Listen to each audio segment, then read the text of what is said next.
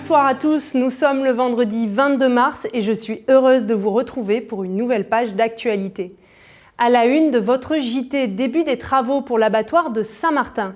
Ils devront durer 14 mois et permettent une réouverture avec des équipements aux normes et un agrandissement. En septembre dernier, 43 collégiens ont inauguré la première année du centre de perfectionnement sportif. Leur objectif ? Des entraînements quotidiens et acquérir la discipline exigée par tout athlète de haut niveau. Nous sommes allés à leur rencontre lors de leur entraînement. La préfecture a communiqué cette semaine les chiffres de la délinquance. Des chiffres satisfaisants d'une part avec une diminution des atteintes aux biens, mais une augmentation des violences physiques et sexuelles.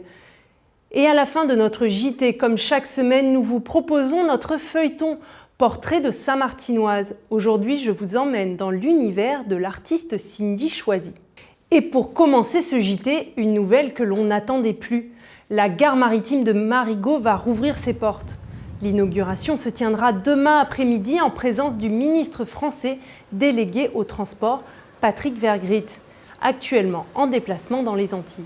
Pour rappel, la gare maritime avait été fortement endommagée par l'ouragan Irma en 2017. En février 2021, les travaux de réhabilitation avaient débuté et devaient s'achever la même année. Et c'est finalement ce lundi qu'elle devrait ouvrir aux passagers. Autre déplacement sur l'île, celui lundi du comité de suivi des fonds européens. Après un passage en Guadeloupe, ils sont venus sur Saint-Martin. Parmi eux, le comité de suivi des fonds FEADER, le Fonds européen agricole pour le développement rural, venu faire une visite de projet. Ils se sont rendus à l'abattoir. Écoutons Marc Blondiot, gestionnaire de programme FEADER. Et dans le cadre des visites et des travaux avec les autorités qui gèrent les fonds européens, on fait des visites de projet afin de voir concrètement ce qu'on fait avec l'argent. Ça nous permet évidemment de revenir à Bruxelles avec plein d'images dans la tête et de pouvoir mieux voir les difficultés du territoire. Pour rappel, l'abattoir de Saint-Martin a débuté sa construction en 2008 pour être achevé en 2015. Et depuis, cet outil sanitaire a du mal à fonctionner.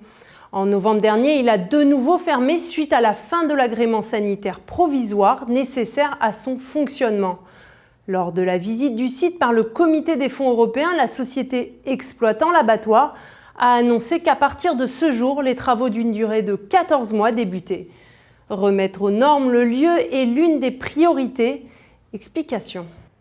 Fermeture officielle de l'abattoir lundi et début de 14 mois de travaux. Des travaux d'un coût de 1 700 000 € financés à hauteur de 90% par les fonds européens. Un chantier qui à terme devrait permettre d'obtenir un agrément sanitaire permanent et proposer plus d'options aux éleveurs. Il y a des travaux tout simplement de remise aux normes. Parce qu'il y a des choses qui dysfonctionnent, il y a des pièces à changer, il y a des équipements à améliorer.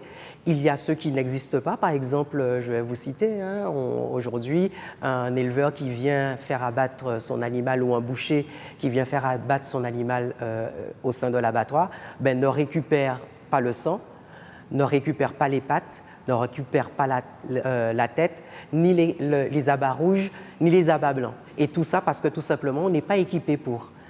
Désormais, suite aux travaux, qui va pouvoir améliorer le dispositif au sein de l'établissement, les éleveurs, les bouchers pourront récupérer tout ça. Alors l'agrandissement maintenant, c'est une extension de notre abattoir, donc qui ne sera plus seulement un abattoir, mais qu'il y aura aussi un atelier de découpe et de conditionnement. Cette nouvelle pause longue pour le site va permettre aux 2 salariés d'acquérir de nouvelles compétences en boucherie. L'identification des bêtes sera le sujet au cœur de cette période sans abattoir.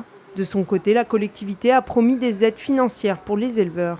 Pour les éleveurs, on va faire en sorte, pendant la fermeture de l'abattoir, de pouvoir faire une aide qui est 100% prise par la collectivité pour l'aide au maintien du cheptel. C'est-à-dire qu'aujourd'hui, il n'y a pas de bêtes à abattre. Donc voilà, ils vont essayer dans le temps, on va les aider à durer et à faire de les garder sur pied. On va aussi faire une aide pour l'engrossissement qui va leur permettre de patienter jusqu'à l'ouverture de l'abattoir. Et en temps de carême, si vraiment il y a de la sécheresse, il y aura aussi de l'aide à la sécheresse. Dorvan Cox est éleveur depuis les années 90. Une passion plus qu'un métier pour ce Saint-Martinois qui a toujours vu ses ancêtres élever quelques bêtes. Aujourd'hui, il possède 20 vaches et veaux. Très actif dans le domaine de l'agriculture, il sait que la fermeture de l'abattoir pèsera pour lui. Avec cette mandature qui est présente, on a le sentiment qu'il y a une volonté de vouloir faire avancer l'agriculture en général. Mais pour l'élevage, et je dirais pour l'agriculture, l'abattoir est le maillon le plus important. Donc sans l'abattoir, c'est difficile de vraiment investir dans l'agriculture, surtout l'élevage. Le montant et les conditions d'accès aux aides restent une question en suspens pour les éleveurs. Cette aide n'a pour le moment pas été votée en conseil exécutif. La période de sécheresse sera scrutée. Si l'herbe vient à manquer, les agriculteurs devront trouver des solutions rapides pour leur cheptel. Autre projet financé par des fonds européens, les nouveaux espaces de vie à Quartier d'Orléans. Ce matin était inaugurée une salle multi-activités et une promenade située au cœur du quartier. Un investissement de la Seine-Samar financé à plus de 50% par les fonds FEDER. Des espaces tournés vers les habitants avec une salle multisport et numérique d'une part et des promenades aménagées d'autre part. Nous avons interrogé une habitante pour avoir son avis sur ces installations. En fait, l'installation, ça ne va pas changer que pour le quartier, non seulement pour les autres personnes dans les autres quartiers qui peuvent venir. Déjà, le travail il commence chez nous à Quartier d'Orléans, mais après, on va avancer dans d'autres quartiers. Donc, déjà, les enfants ont déjà un espace agréable pour s'épanouir, ainsi les personnes âgées et les personnes sensibles aussi. Et maintenant, un sujet de société, l'endettement. Saint-Martin n'est pas épargné. La semaine dernière, le directeur de l'IEDOM, Thierry Beltran, était en visite sur l'île. Objectif, mieux faire connaître la commission de surendettement. Seuls 17 dossiers ont été instruits en 2023, un chiffre jugé insuffisant. On l'écoute. 17 dossiers, c'est manifestement inférieur au potentiel à Saint-Martin. Si on était en Guadeloupe ou si on était au niveau de la France hexagonale, nous aurions l'équivalent de 60-70 dossiers. Donc on peut sans doute dire que malheureusement le dispositif n'est pas suffisamment connu. C'est quoi une personne surendettée? C'est une personne qui n'arrive pas à rembourser ses dettes, tout simplement, quelle que soit sa nature. Ça peut être des dettes bancaires, ça peut être des loyers, ça peut être des charges de toute nature, l'eau, l'électricité. Voilà. Donc, quand une personne n'arrive pas à faire face à ses dettes, eh bien, elle peut déposer un dossier auprès de la commission de surendettement. Et nous allons regarder ce dossier et trouver des solutions avec les créanciers pour essayer de voir comment on peut soit effacer une partie des dettes, soit la totalité parfois. Et puis sinon, la plupart du temps, ce qu'on va essayer, c'est d'étaler les dettes, éventuellement diminuer le taux d'intérêt et de trouver des solutions acceptables pour tout le monde. Pour faire appel à la commission de surendettement, une permanence est ouverte au public. Autre chiffre de la semaine, ceux de la délinquance sur l'île. Lors d'une conférence de presse, les chiffres de 2023 ont été dévoilés et comparés à ceux de l'année précédente. On note une baisse des atteintes aux biens, moins 4,4%, et notamment les vols de véhicules, qui diminuent de 17%. Autre baisse, celle des vols à main armée, qui chute de 16%. De l'autre côté, ce sont les violences physiques et les violences sexuelles qui augmentent. On écoute le préfet délégué Vincent Berton sur cette question. On a une augmentation qui est une augmentation de 19%, et c'est surtout les violences intrafamiliales, notamment les violences faites aux femmes, les violences sur les enfants. Il y a plusieurs choses à faire, et comme on le disait, libérer la parole et favoriser les dépôts de plaintes. On évoquait la brigade numérique, c'est-à-dire la possibilité sur Internet, de manière donc discrète, de pouvoir porter plainte en cas de violence intrafamiliale ou de violence faite aux femmes. C'est pas toujours évident pour une femme victime d'aller pousser la porte de la brigade de gendarmerie. Il y a également le projet de création d'une maison des femmes qui est portée par l'association France Victimes, qui doit permettre d'avoir dans un même lieu un accompagnement global, aussi bien sur le plan social, médico-social, une assistance juridique. Et puis il y a la présence de proximité, je crois que c'est très important, la présence de proximité de la police territoriale qui va développer le maillage de l'île de Saint-Martin en ouvrant des centres à Grand-Case, à Quartier d'Orléans, à Sandy Ground. Et nous poursuivons notre feuilleton sur des portraits de femmes de l'île. Aujourd'hui, je vous propose de découvrir l'artiste Cindy Choisy. Artiste versatile comme elle se définit, elle touche à beaucoup de formes d'expression graphique. Je vous laisse découvrir son travail. La Old House, maison traditionnelle aux murs décrépits sur les hauteurs de quartier d'Orléans. C'est un endroit dans lequel Cindy Choisy aime se promener. Native de quartier d'Orléans, elle a quitté l'île en 1998 pour étudier en France hexagonale. J'ai une formation de styliste designer textile, donc déjà j'avais plein de petits jobs, mais trouver un boulot fixe c'était assez compliqué. Et surtout c'est à ce moment-là que j'ai dévié vers la peinture. Passionnée d'histoire et de légendes des Caraïbes, elle est revenue en 2008. Une artiste qui, à travers son travail, tente de faire vivre l'histoire de notre île. L'histoire de la Caraïbe en général m'intéresse pour comment ces nations assez jeunes en fait se sont formées.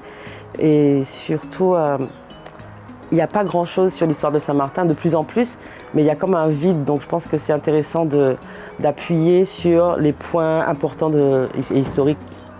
C'est ici, au cœur de la nature, que Cindy a son atelier, avec en fond sonore le bruit des oiseaux.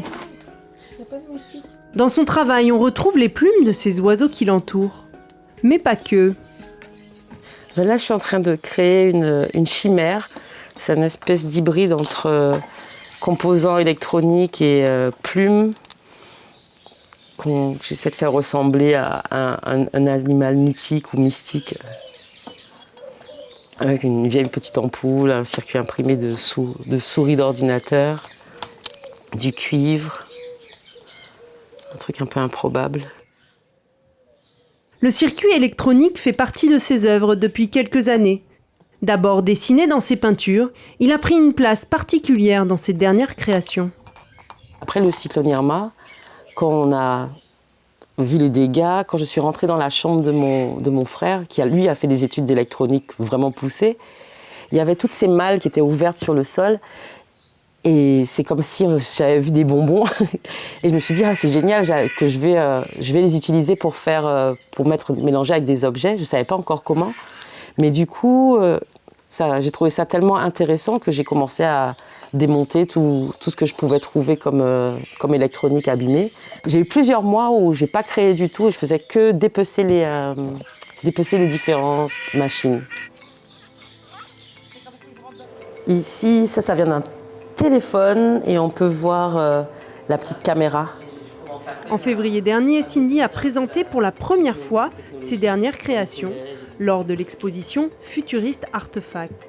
Un travail qui lui aura demandé 6 années de réflexion et de création.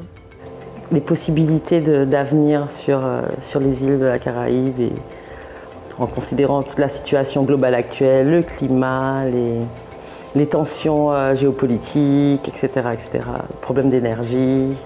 Et donc toute cette expo repose autour d'une vision un petit peu dystopique d'un futur, disons d'ici une centaine d'années, quelque chose comme ça, quoi. Qu'est-ce qui se passerait si on redevenait isolé et qu'on devait faire avec ce qu'il y a déjà autour de nous? Dans cette exposition, Cindy a présenté un travail très éclectique, mais sur une même thématique. Marier matériaux recyclés, éléments de la nature, peinture, sculpture, broderie et teinture. Cindy est une artiste aux multiples facettes, incarnant la parfaite définition de Saint-Martin. Et maintenant, passons au sport. Depuis septembre dernier, le premier centre de perfectionnement a ouvert ses portes. Actuellement, il accueille 43 jeunes. Mais en quoi consiste un tel centre? Je vous propose d'en découvrir tout de suite les coulisses. Tout le monde lance et ensuite, on va récupérer ensemble. Première initiation au javelot pour l'équipe d'athlétisme du centre de perfectionnement. Dans ce groupe entraîné par Patrick Trival, ils sont 6 jeunes de la 6e à la 4e, 3 filles et 3 garçons. Loyan est en 6e, cela fait 2 ans qu'il pratique l'athlétisme. C'est pas mal, Loyan. Pour devenir plus fort et être plus rapide. Au centre de perfectionnement, 3 disciplines ont été proposées en septembre pour les jeunes collégiens. L'athlétisme, le football et le basketball. Le vendredi après-midi, tous les élèves se retrouvent sur le terrain de la Savane. Programme intensif pour eux, ils s'entraînent 4 fois par semaine avec leur coach du centre de perfectionnement. et le reste du temps dans leurs clubs respectifs. Pour me perfectionner d'abord et essayer d'avoir des entraînements plus intensifs et essayer d'atteindre mon objectif qui est être footballeur professionnel. Cours de soutien les samedis, programme de nutrition avec des repas spéciaux le midi à la cantine et un suivi individuel de leur santé par des médecins. Rien n'est oublié pour ceux qui ont des rêves plein la tête et qui savent la chance qu'ils ont d'être là. Au début, ça a été compliqué parce que le rythme, c'est compliqué d'avoir un nouveau rythme d'entraînement comme ça. Mais je ne considère pas cette année spéciale, je considère plus comme une chance d'être dans ce centre. Donc voilà. On respecte nos spots, on est disciplinés. Go! Objectif pour ces jeunes, se préparer à devenir des athlètes de haut niveau. Et 7 mois après le début de cette aventure, pour leurs encadrants, la satisfaction est déjà là. Voilà. Parfait. On sent qu'en termes de maturité, les gamins aujourd'hui, ils ont pris 1 an, 2 ans même pour certains. Ils comprennent ce qu'ils font, ils savent pourquoi ils le font, ils ont un projet, ils ont une idée, ils savent ce que c'est que passer les étapes, ils savent ce que c'est que souffrir, ils savent ce que c'est que se discipliner. Aujourd'hui, on a des ados un peu plus affirmés, qui savent ce qu'ils veulent, qui expriment leur personnalité, leur tempérament. Et c'est ça qui est merveilleux, en dehors de l'aspect purement sportif. Nous, on n'a pas la prétention de faire des champions, des professionnels à tous les coups. Ça n'existe pas. Par contre, ce qu'on espère faire, c'est des personnes de haut niveau. L'an prochain, certains des 43 jeunes devront partir du centre. Ceux qui n'auront pas pu tenir le rythme sportif et scolaire. Les effectifs augmenteront tout de même. 4 nouvelles disciplines verront le jour, ainsi que l'ouverture du centre aux élèves de primaire et aux lycéens. Et nous reviendrons plus en détail sur le sujet avec le directeur Charles-Henri Palvert dans l'entretien de la semaine. Et avant de clôturer ce journal, quelques idées de sorties culturelles. Ce samedi, découvrez ou redécouvrez le traditionnel Arrowroot Jollification. L'association Natural Valley Colombier vous accueille à partir de 7h au centre culturel. Samedi soir, la collectivité de Saint-Martin propose la projection gratuite du film Chokehold sur le front de mer de Marigot à 19h. Ce film du réalisateur Joël Ayouk traite des violences faites aux femmes. Ce vendredi et samedi soir, la troupe des Apatrides vous propose leur pièce de théâtre, Le Projet Laramie, une pièce qui dénonce l'homophobie, à 19h30 au théâtre de La Chapelle. Et pour terminer, ne manquez pas un concert de jazz et classique au théâtre de La Chapelle, encore une fois, ce dimanche à 20h. Les fonds récoltés seront utilisés par la classe de musique du collège Choualiga pour effectuer un voyage à New York. C'est la fin de notre journal. Je vous remercie de l'avoir suivi. Vous pouvez retrouver ce JT dès demain sur notre site iotv.fr. Restez avec nous. Nous vous proposons tout de suite l'entretien de la semaine. Comme je vous l'ai annoncé, je reçois aujourd'hui Charles-Henri Palvert, directeur du Centre d'excellence et d'éducation par le sport. Je vous remercie de nous avoir suivis et j'espère vous retrouver toujours plus nombreux la semaine prochaine sur IOTV. Bon week-end!